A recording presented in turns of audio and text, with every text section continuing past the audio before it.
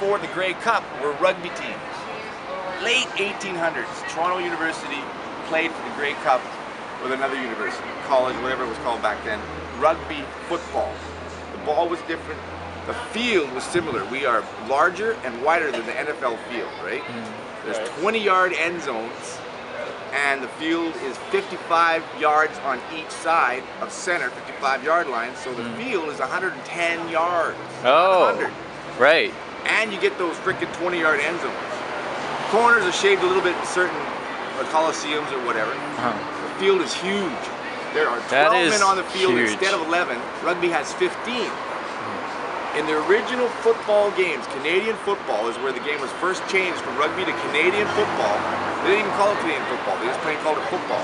Dropped the rugby. Yeah. And it was always 3 downs because in rugby they had 3 downs. What's a rugby score called? It's called a try because it used to be worth 3 points. Oh. Now it's worth 5 points and the kick's worth 2. In Canadian football and American football, a touchdown, the word touchdown is worth 6 points and the kick's worth 1. Do they have to touch the ball down? Do they? To score a touchdown, you need to touch the ball down. Right. No. What? No.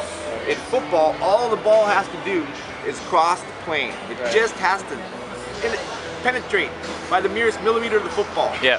From the beginning of the fat white line. It's actually a foot wide. This first part of the paint from the field, the ball just has to penetrate. Touchdown! Okay. In rugby, you must cross the line and actually put the ball down under control. It must remain in your control. You can't just spike it. That's hard. No, you dive across the line and hold on to it. It fucking knocks the wind out of you when you land. But you take it, you prepare for it. And boom, you hit the ground, right? Because there's always somebody on you. They're trying to get the ball out. But as soon as you penetrate that plane and they're grappling for it, you have control of the ball as long as you don't fumble it in the end zone. Try. It used to be 3 points because you touched it down in control. Why do they call it touchdown in football? Because the first football team that ever played for the Grey Cup as a football team was using rugby rules.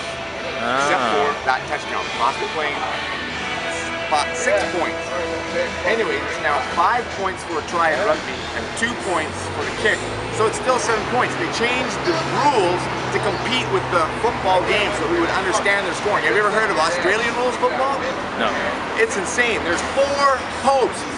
2 center ones are larger. 2 side ones are a little shorter. Because if you can kick it into the end zone on those 2 sides, you can score like 3 points. You kick it through the center, score 5 points. Or if you run it to the center and touch it down, that's huge. So the score in rugby, Australian rules rugby, there's like 3 columns, just similar to baseball, hits, runs, errors. They have 3 numbers. In Australian rules football, they have 3 numbers. This is the number that was scored on the side post. This is the number that was scored in the center post. This is the total. And Australian rules rugby is crazy. It's like the jailer threw them a ball and said, make up your own rules. Yeah. Because there's 15 guys out there just killing each other over the ball. They can run and bounce it like a basketball. As long as every 5, I can't remember what it is. I think it's every 5 yards they must bounce it. They can keep running. Hey, John. Or they can kick it anywhere. That's the only way to advance the ball forward. Running and bouncing every 5 yards or kicking it forward. And if one of your teammates can be down there, catch the ball and take it, he's given a free kick at the posts. Anywhere he wants. That's a crazy game. Touch it to his foot and pass it to one of his mates. And they'll be taking the handoff kind of thing and just blowing forward. And they'll have guys beside them ready for a behind or side lateral. In football, Canadian football, you see them do that. Usually it's the last seconds of a college game and they start the lateral thing. It's last ditch effort to get all the way down there. You've seen that, right? It's on YouTube clips and shit. That's how rugby is all the time.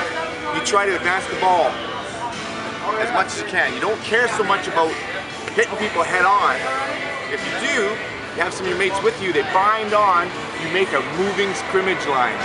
and they cannot come around because you've got one or more teammates with you. You get the ball off the ground, you just keep driving. They must attack you from that side with their men bind together. It's like war over this ball, right? And if you're driving forward, one of the guys inside can put the ball on the ground and they can drive over it, and then it starts again. The back, so they can start. It's like handoff games. You're not allowed to throw the ball forward. Canadian football originally played with a running game and a kicking game. They could not pass the ball forward. Somebody in Princeton University picked up the ball and made the first forward pass, and American football was born. And then CFL adopted the American rules, except with the same big field, the 3 downs. You know, kicking 1 point. If you kick the ball through the end zone, comes from rugby. 1 point is scored, kicking the ball through the end zone. If they catch it and try to run it out, no point. If they get it out. Again, passing that plane. All you gotta do is get the plane out, no point. Oh, sorry man, we have to go. Hey, no problem. I enjoyed talking.